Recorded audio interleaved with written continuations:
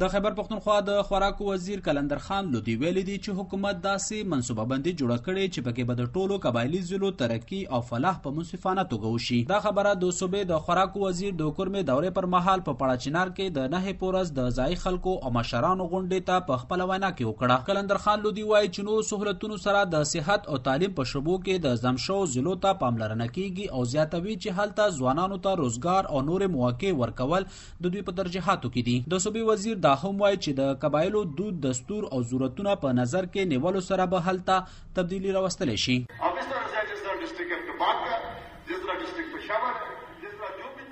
لکه څنګه ابټاباد ضلع ده، پېښور ده او یا نور ضلع دي، هغه شان ترقي به د تاسو هم کولی شي. زه دلته د دې لپاره راغلی یم چې د خپل قائد عمران خان او وزیر اعلی محمود خان پیغام تاسو ته راوړم. هغه پیغام د ترقي دی. حکومت ته پته شته چې دلته څه مسالې او مسایل دي، خو موږ له تاسو اورېدل غواړو. تاسو چې کوم وړاندیزونه او ستونزې ماته وړاندې کړل هغه ما واورېدل، موږ به هوارولو هڅه کوو. بله خبره ده چې تاسو کومې قربانیانې ورکړي دي هغوی ته موږ په عزت سره ګورو. هلته همدغه د لوی ځواک د تاسو پولیس دی. ان شاء الله په 3-4 میاشتو کې به بلدیاتي انتخابات وشي، نو بیا به دلته هم بلدیاتي نظام وي، په هغه کې به د تاسو خلک وي او فاټه به د هغوی په لاس کې وي. له دغه سره به هلته صوبایي غړي هم وټاکل شي چې هغوی به د تاسو نمایندګي کوي. بلخوا د سیمې اوسیدونکي او مشر پټان عبدالخالق وایي موږ د سیمې وزیر مننه کوو چې دلته راغلو او راسره خبرې وکړې، خو د دوی مسالې په خبرو نه بلکې هلته زرته زره عملي او موثر ګامونه په اوچتولو حل کېدای شي.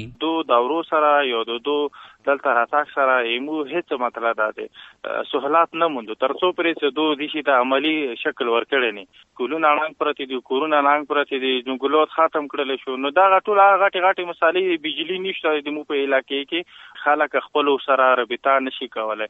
نور وزتا دا وایم چې د علاقې هر یو بنیادی ضرورت هغه سره ژوند تیریږي هغه نمو محروم. واضح دی چې فاټا په خیبر پښتونخوا کې تر ورګه کې دوروستا د صوبې وزیرانو د قبایلی ضلعو دورې پیل کړې دي. د خیبر پښتونخوا د خوراک وزیر کلندر خان لودي تر دورې مخکې د صوبې د مدنیاتو وزیر امجد علي خان د جنوري په میاشت کې د کورمې دوره کړې وه. د 2013 کال د مئی په اخره کې عیني ترمیم تر منځورېدو وروسته قبایلي سیمې اوس قانوناً په خیبر پښتونخوا کې ورګډ شوي دي. طارق ورکزی، مشال ریډیو، پېښور.